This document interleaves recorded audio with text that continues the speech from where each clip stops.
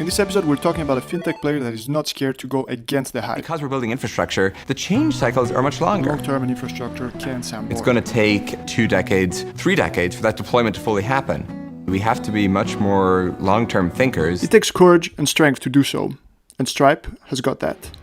But make no mistake, Stripe is one of the fastest growing fintechs out there.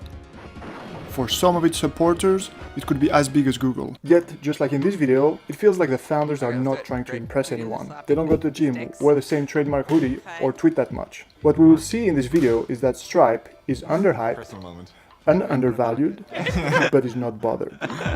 As a fintech player, Stripe's origin begins in San Francisco in 2011 officially, but the real story starts in a small village in Ireland. This is where 2 prodigious brothers grew up, Patrick and John Collison. Patrick became Young Scientist of the Year at 16. The following year, he left high school early to attend MIT. John scored the highest ever score received by a student for the Irish Living Certificate. Then he went straight to Harvard. There, they sold a company called Octomatic for $5 million just 10 months later. Soon after that, they dropped out of MIT and Harvard respectively to start working full-time on Stripe. Together, they formed the ultimate startup founder tag team. This background must give them the strength and confidence to focus on the long term and resist the hype. So what if Stripe was a character? It describes itself as payments infrastructure for the internet. That doesn't sound too exciting. Infrastructure is slow, it makes you think of roads and bridges built by diggers or dump trucks, not unicorns. Its special power would have to be simplicity. Make something as complex as payments just work. Stripe sees itself as the champion of the internet economy. You may hear a lot about the fact that retail is suffering from online shopping, but Stripe sees it in a different way.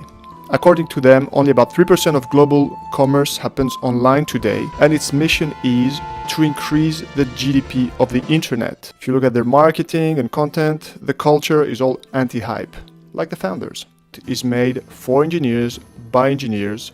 Most people in the company are engineers according to LinkedIn, and you'd expect a startup like this to be big on social media. They maintain a presence, but instead they prefer to publish books. But what about its valuation? At the latest funding round, it was 36 billion, and that was April 2020. Sounds like a high score, right? But April is actually centuries ago if you consider the lockdown. Since then, online commerce has boomed, and the valuation of competitors like PayPal, Hayden, Square has more than doubled. Stripe, on the other hand, is the most focused company in terms of payments and also in terms of internet economies. So how much will it be worth today? I'll leave you to guess. Recently something happened that could indicate a shift in Stripe's strategy. The acquisition of Nigerian-based Paystack. It's the largest acquisition yet, and it's not in tech. It's about geographical expansion in emerging market. And it's highly publicized with a lot of hype. So what do you think? Could they use the hype? Or are they going on a buying spree?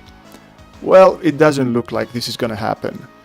They've said clearly there's no shift in strategy. In fact, Paystack seems to have very much the same culture as Stripe. Both companies are really aligned. I think we're trying to do the same thing, help people start and scale internet businesses, increase the GDP of the internet. And no IPO is in the plans. If I try to look for a bear case scenario for Stripe, it's because I have 2 young boys and I can observe how brothers behave. What if the brothers turned against each other? But that wouldn't happen with these 2 nice guys. Thanks for watching, please subscribe and also let us know in the comments below which company we should do next.